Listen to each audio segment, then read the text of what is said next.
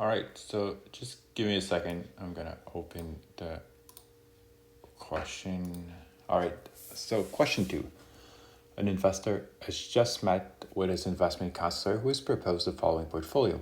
30% of his savings in a money market fund, so in a risk-free account. So we get 30% in a risk-free rate.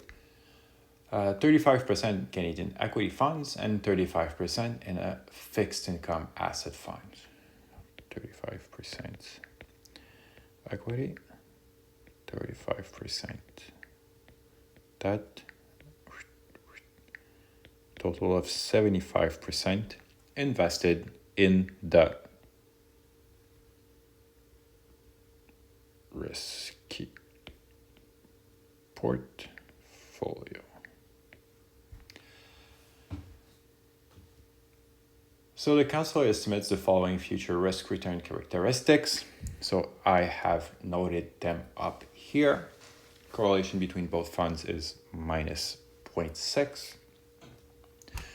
Use all available information to determine the rate of return of the money market fund. So the important thing to notice here is that we have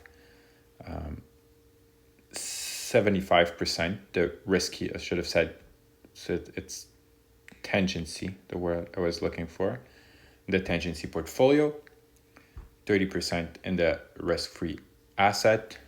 That 70% therefore represents our Y star, so the proportion invested in the risky portfolio.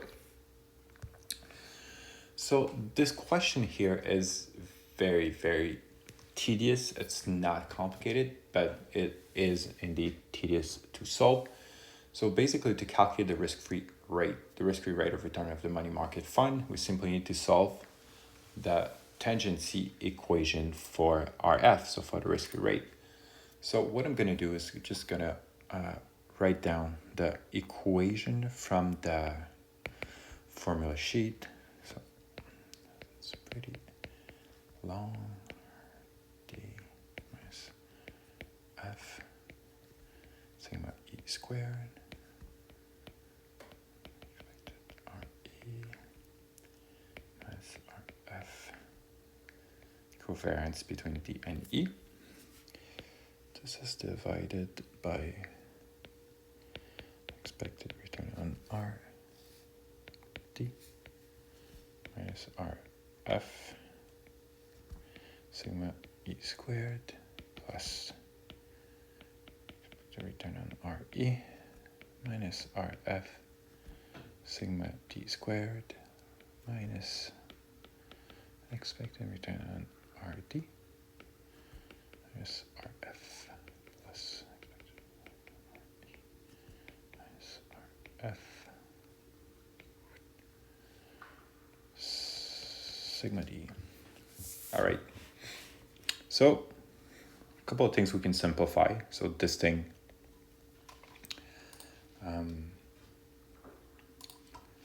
is the covariance between D and E is equal to correlation between D and E. So that's minus 0.6. Saw this before. Times standard deviation of D times standard deviation of E. So times 2345 times 0.1796. And this gives us a covariance of minus 2.53%. So now we can replace this by minus 2.53%. We can replace all of the other numbers by what is given to us in the problem. And then what we need to do is isolate this thing. One thing I forgot to mention is that, so assuming that 70% is invested in a risky portfolio, in the tangency portfolio, and that we get 35% in each, let's say, asset classes, that means that the tangency portfolio is made up of 50% E, 50% D.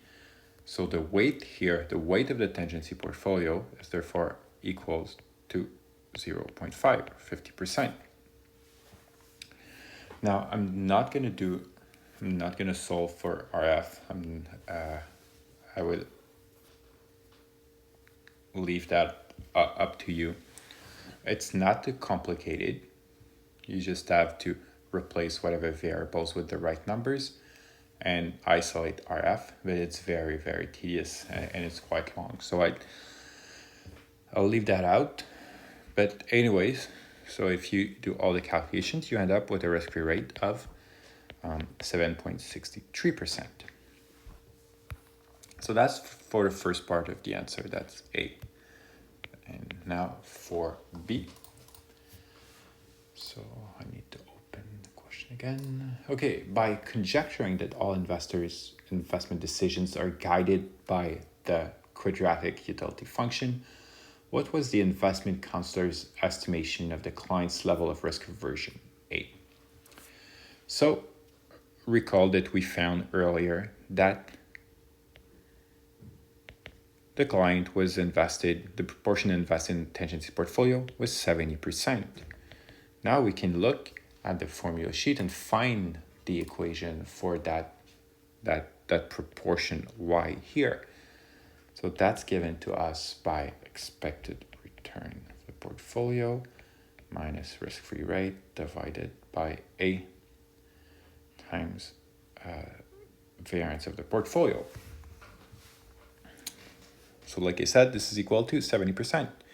Now we just need to find the two numbers that are missing, the expected return of the portfolio. So that's 0.5 times 15.5% plus 0.5 times 9.48%. And that gives us, I just need to do the calculation. That gives us 12.5%. All right, now for the variance of the portfolio, so that's 0.5 squared, 0.2345 squared, plus 0.5 squared, squared, plus 2, times 0.5 times 0.5 times the covariance, that's minus 0.0253. Now, if you actually solve for this, you get a variance of 0.9177%, sorry. And if you take the square root of that, square root sigma b squared, square root of 0.977%, so that's the standard deviation, and that's equal to 9.58%. All right, so now you just need to replace the values in that equation. So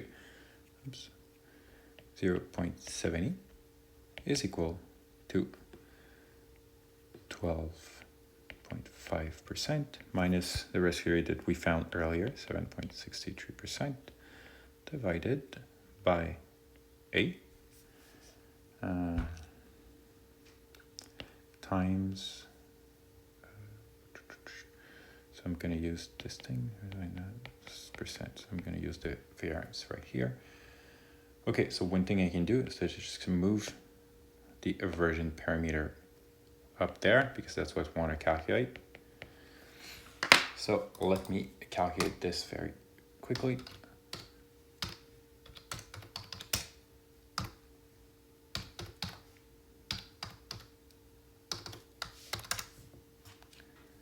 Hopefully this will give us our answer, 7.58.